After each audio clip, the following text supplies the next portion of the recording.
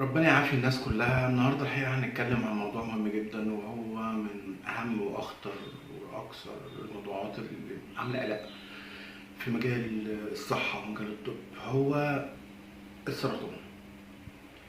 في الأول، يعني إيه سرطان؟ سرطان يعني تكاثر عشوائي وكتير في خلايا جزء من أجزاء الجسم، وهذا التكاثر غير مبرر. فجأة بتلاقي عدد الخلايا بيزيد جدا وبيحصل كتلة أو ورم في جزء من أجزاء الجسم أو عضو من أعضاء الجسم.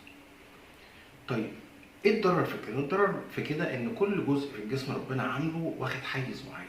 اي زياده في جزء من الاجزاء او عضو من الاعضاء بيضغط على اللي جنبيه وبيعمل مشاكل في الوظيفه. وكمان في شبكه من الاعصاب المنتشره في الجسم كله بيحصل ضغوط عليها، والضغط على الاعصاب بشده ده يعمل الم شديد جدا، لان ده الجهاز العصبي اللي بيحس بالالم.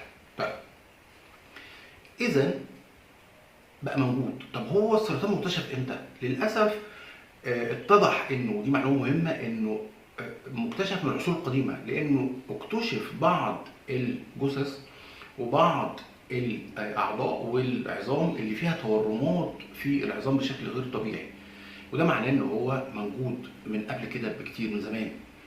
طيب، العلاج كان بيبقى دايما اول في بدايه الاكتشاف كان هو الجراحه. يدخل ويعمل استئصال للجزء المتورم، ويحاول يعمل حاجه اسمها سيفتي مارجن، او يعمل مساحه امان حوالينه عشان لو في انتشارات ممكن تحصل ما تحصلش.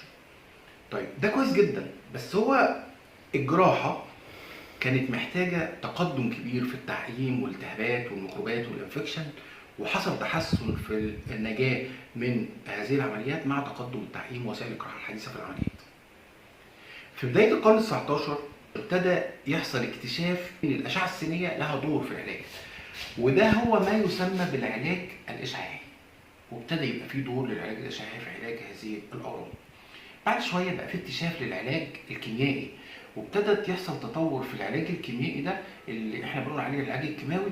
تطور كبير جدا من مواد الى مواد اكثر امانا واكثر تاثيرا واكثر فعاليه، وابتدى نوصل لحاجه مهمه جدا اسمها العلاج الموجه او التارجت ثيرابي.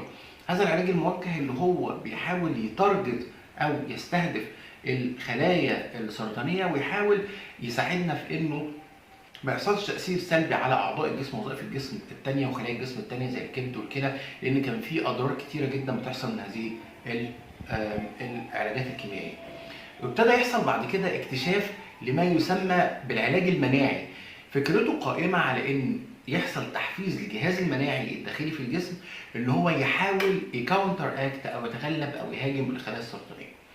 ما وقفش العلم عند هذا الحد، وابتدى يحصل الجينوم او العلاج بالدلاله الجينيه، او انه بيتعمل تحليل جينات وبيتعرف انهي جينات اللي هي مسببه للسرطان، وابتدى يحصل علاجات تعالج او تستهدف هذه الجينات المسببه للسرطان.